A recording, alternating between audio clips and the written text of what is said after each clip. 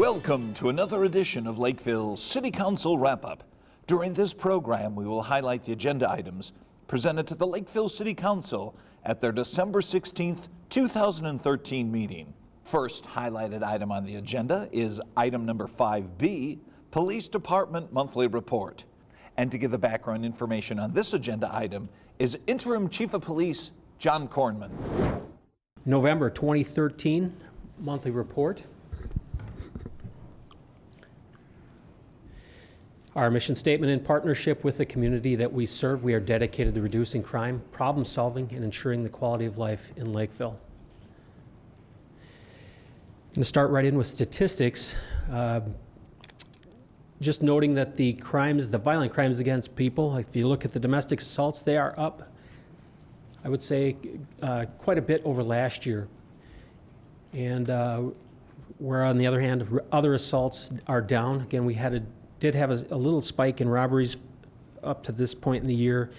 We've been successful with the exception of the bank robbery that I reported on, I believe it was last month. Property crimes, burglaries, we have seen a nice reduction, and I'll report on one in just a few minutes. Property damage, again, we enjoy seeing property damage down. That's one of those crimes that does affect people. The crime really does strike to the core and things that are most important to people. Vehicle thefts, again, are about the same as last year, surprisingly, and our two that were taken in November of 2013 were both recovered. And I believe one of those we did make an arrest on. It was occupied, stolen, located in another jurisdiction. Thefts over 500 are up slightly. Thefts under are down considerably. I would attribute that to most likely a reduction in theft from autos. And again, shoplifting is very similar to last year. And again, the fraud complaints have dropped ever so slightly. Citizen responses, again, we continue to see an uptick in medicals. I've reported that to you in previous months about the time that we do spend on those calls. Again, animal calls are down slightly for this year. For the month, however, in 2013 they were up at 141. Again, alarms continue to keep us quite busy, and the crisis calls, again, I'm actually surprised to see that number down as much as it is, because we have devoted a large number to that. Some of that may be the way the calls are categorized. Some of them may actually come in as medicals, so it does not represent a crisis call in our statistics. Overall, CAD calls are down slightly for the year. Some of that is attributed to reduction in certain areas of self-initiated activity, but again, that's offset when you look at it for a slight increase in calls for service. Traffic issues. Traffic crashes down slightly from last year. Our crashes with injuries, now these are all crashes that we respond to. Some of these may be on the freeway, again, depending on how they're categorized. I just thought I'd bring some statistics in for you to look at. Again, for this year, 134 crashes with injury that we responded to. Again, with the construction volume we had on the interstate as well as locally, again, the number is, we are up slightly, but with all the construction, it's a likely outcome due to construction. Some other things in there, again, DUI. We are making quite a few more DUI arrests this year as compared to last year. Traffic stops for the month of November were up over last year. Overall, year to date compared to last year, they are down by quite a number. Our traffic officer activity for November 2013, again, the areas of interest on there are noted. 170th at Glenwood. We have spent a great deal of time on 170th Street. We continue to focus on Flagstaff, as always. The 169th Street in Dodd with the no turns, or the turns prohibited during hours, has also been an area of enforcement for the traffic officer for the month of November. And then some other smaller neighborhood complaints that we have: Fieldcrest and Farrago, and then Kenrick Avenue, 195th, with the work zone surrounding the trail project along the lake, continues trying to keep those workers safe there. 51 citations, 158 CAD incidents, 141 self-initiated activities with 3 arrests.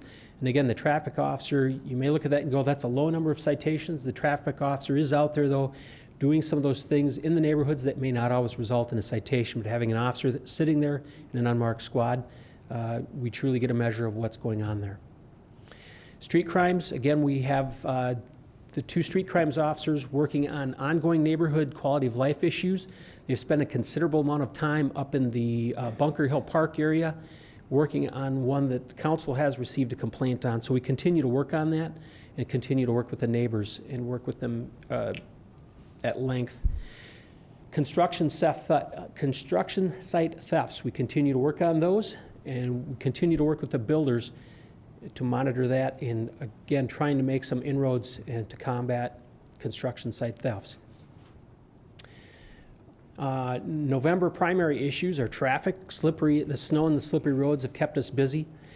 One of those things, if you read in the breezes, it's Thanksgiving, the unofficial homecoming to Lakeville. The night before Thanksgiving keeps us very, very busy.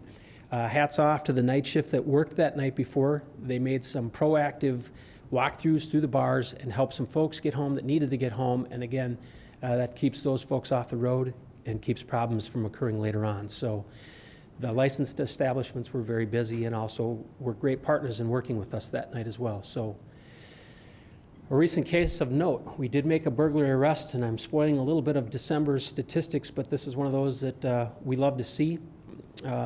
Earlier this week, we did received a suspicion call, so these calls are important, of a man walking in a neighborhood.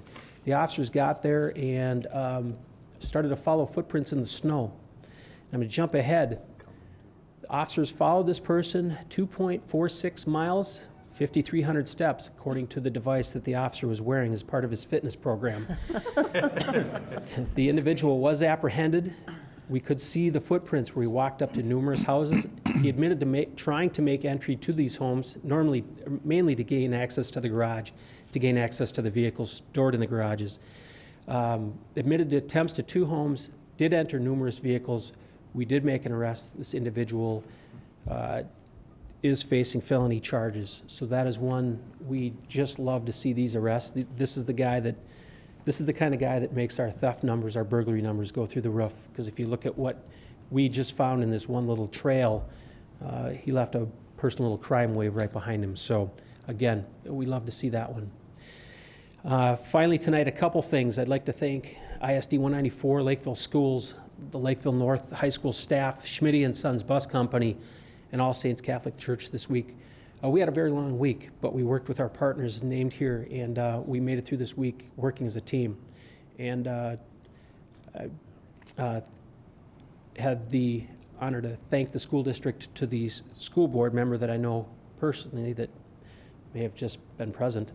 But it was a great collaborative effort between all the groups, and it made a difficult week go as easy as it could. So I'd just like to thank those. Finally, I'd like to thank the students at Lakeville North High School. They had an extremely difficult week, and as I put in the breezes, they did everything we asked. They did a few things. They didn't do a few things that we asked them not to do. And again, that made a very difficult week go easy for all of us, or easier for all of us. So again, a big thank you to those students. Finally, tonight I'll leave you with our first annual Shop with a Cop. We had a number of officers go to Target and shop with some young people that needed some help in getting some gifts for the ones they loved. And those officers said it was a very, very rewarding time. They went out and spent several hours in Target with the staff, with some other volunteers in making Christmas go right for some people. So again, that's the November 2013 monthly report. Next highlighted item on the agenda is item number 5C, Parks and Recreation Department Monthly Report. And to give the information regarding this agenda item is Parks and Recreation Director Brett Altergott. Thank you, Mr. Mayor, members of the council. This is a Park and Recreation report for November of 2013. We'll start with the Arts Center. We had approximately 300 attendant performance of Children's Letters to God, the musical, which was a singular performance, actually 2 performances, so that's why the numbers were at 300. Remember, the max capacity of the Art Center is 300, so that was very well attended. We also had approximately 700 attend Expressions Community Theater's performance of Trials, Tribulations, and Christmas Decorations. Again, that was excellent attendance for that performance. On the park maintenance side of things, we assisted a contractor with the installation of dugouts at Aronson Park.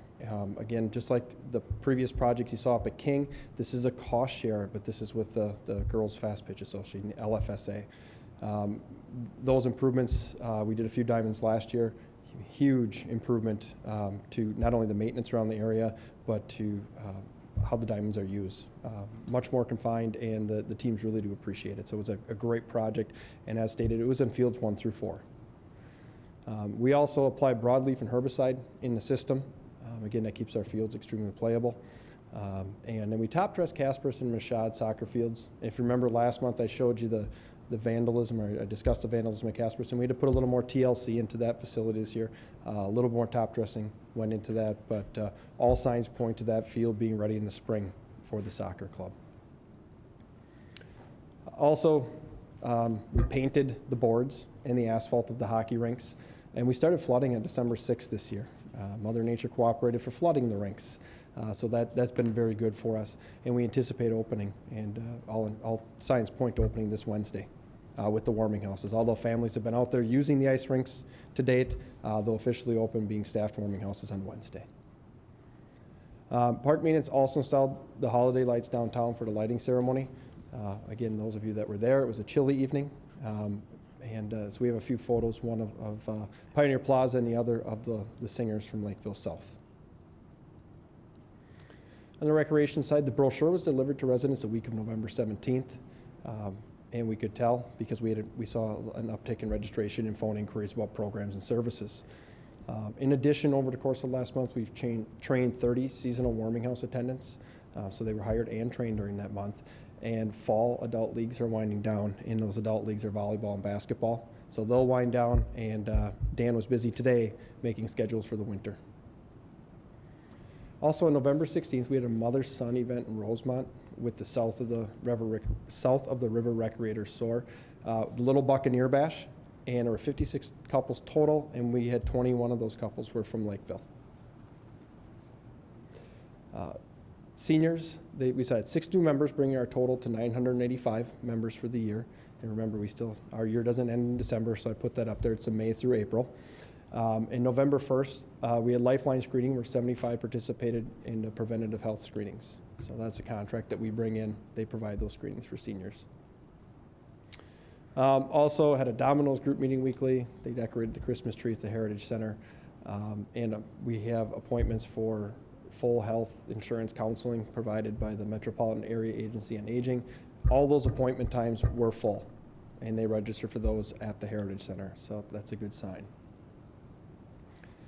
On the project update, Kenrick Avenue Trail, what you see there in the photo was the bridge being put into place, and that was on Friday, December 6th, an extremely cold day, but the bridge was installed and it went fairly smoothly. The crane you see there, that was 2 hours to set up that crane to get it in position. They pulled on the other side, they pulled up the bridge, took it off, and in a matter of, it seemed like no time at all, probably about 5 minutes, from the time they lifted it, had it in place.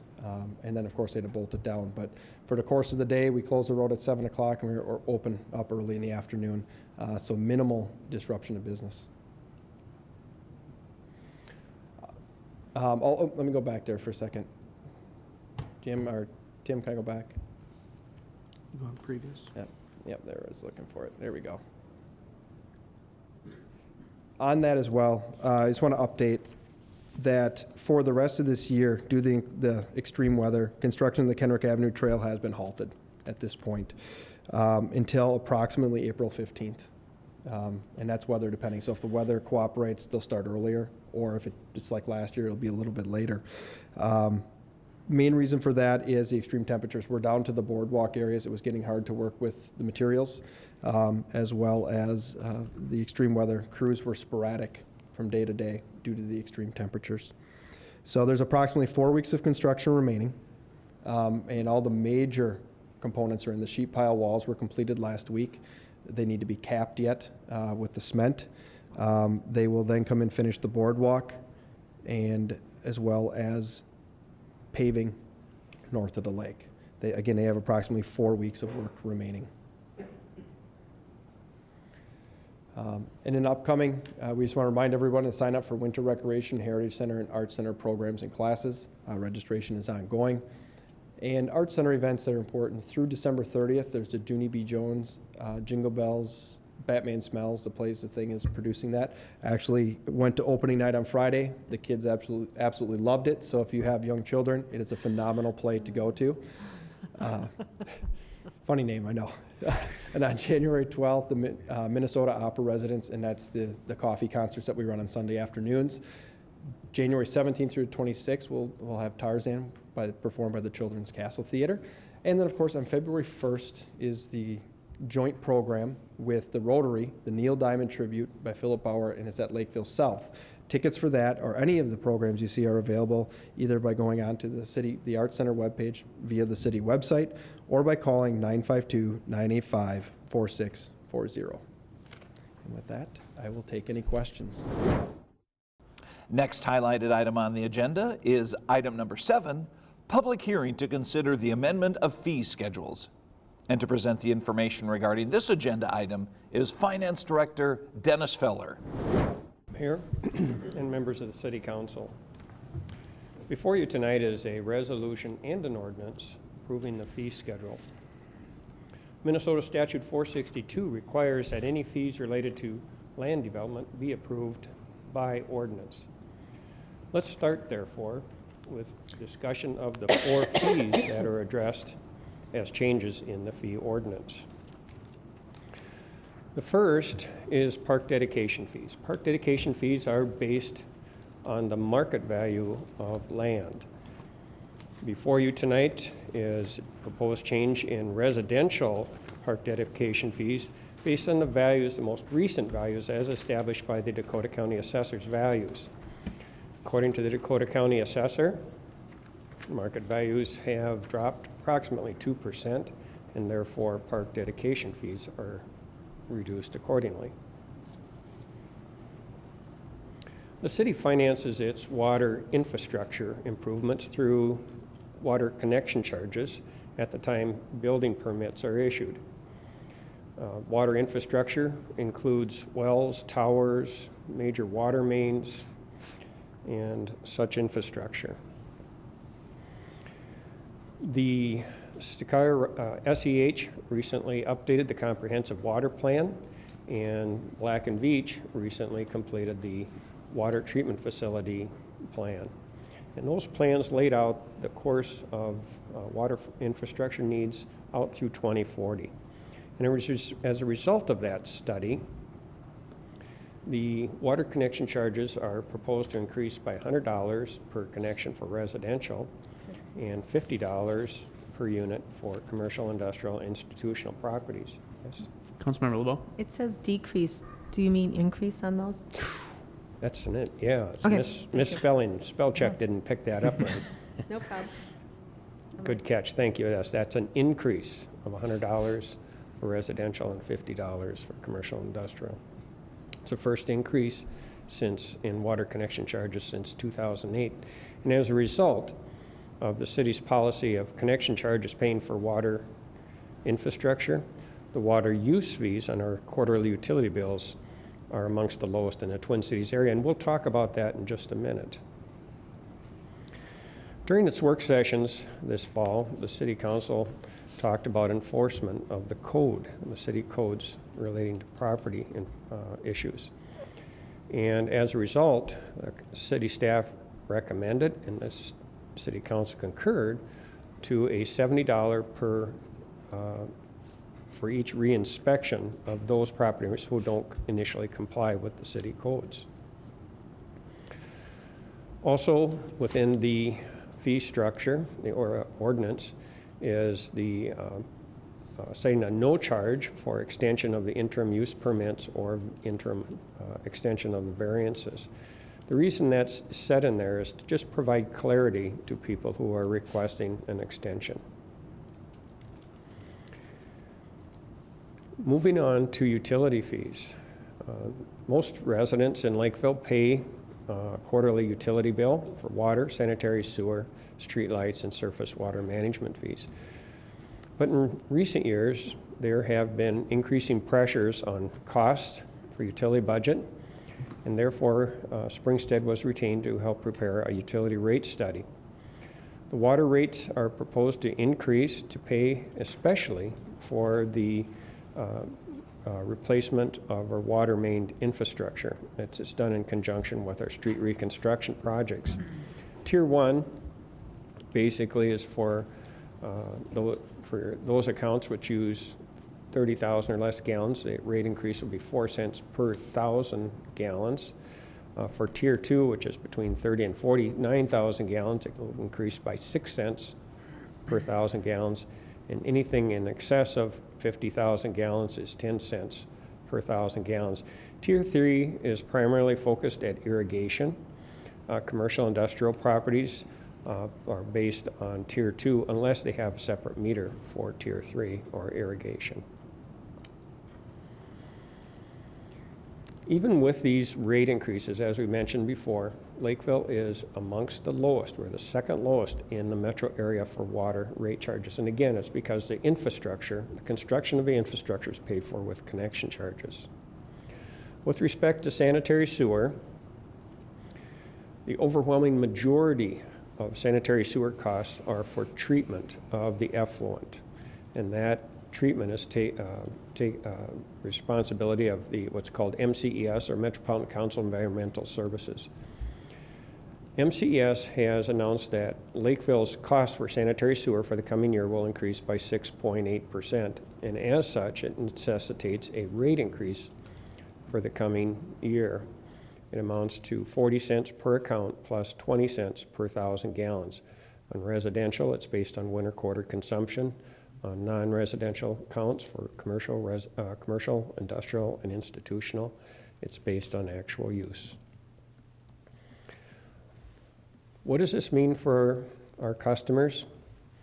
For the typical winter quarter residential utility bill, it means an increase water, sanitary sewer, and streetlights combined would be about a $5.21 increase. When we look at senior citizens who are entitled to the discount for up to 10,000 gallons of use, it means an increase of $2.46 per quarter. On a business account, which uses about 45,000 gallons, which would be a fairly large office complex, the water and sanitary sewer rate increase would be about $11.81 per quarter. I would like to mention also before we move on that this is the first rate increase for utility bills in 3 years. Other fee increases are for water meters in order to improve the efficiencies and accuracy of water meter, especially during winter quarter, and to reduce water meter reading cost. All future water meters sales will include a water read device, which increases the cost of water meters by about $100 per meter. Other increases are for police officer services, such as at weddings or for traffic control, special events, and also for staff and equipment use time. That's primarily those items as repairing street signs when you have auto accidents, things of that nature. Staff would be happy to answer any questions you have. Item number 7 was approved by the Lakeville City Council. Next highlighted item on the agenda is item number 8, approval of the 2014 budget and tax levy. And once again, to provide the background information on this agenda item is Finance Director Dennis Feller. Before you tonight is the proposed 2014 budget and tax levy. The budget, which is provided to you, is $56 million, and that includes operations, financing, debt service, as well as construction projects.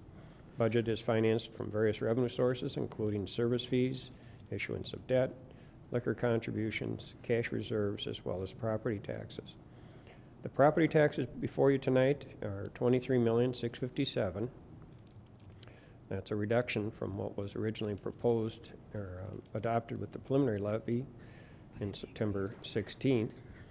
The overall total tax levy is a 2.5% increase over the 2013 tax levy. There are no proposed changes in the tax levy or the budget that was presented at the December 2nd council meeting. The staff is available to answer any questions. Item number 8 was approved by the Lakeville City Council. Well, those were the highlighted items presented to the council at their December 16th, 2013 meeting. If you have any questions or comments regarding these agenda items, please feel free to call City Hall. The number is 952-985-4400. Thanks for watching this edition of Lakeville City Council Wrap-Up.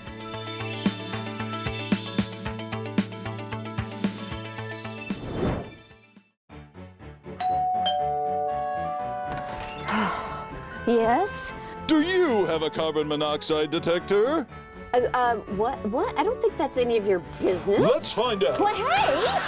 Hey! Now, what is carbon monoxide and why do I need an alarm to tell me about it? Hey.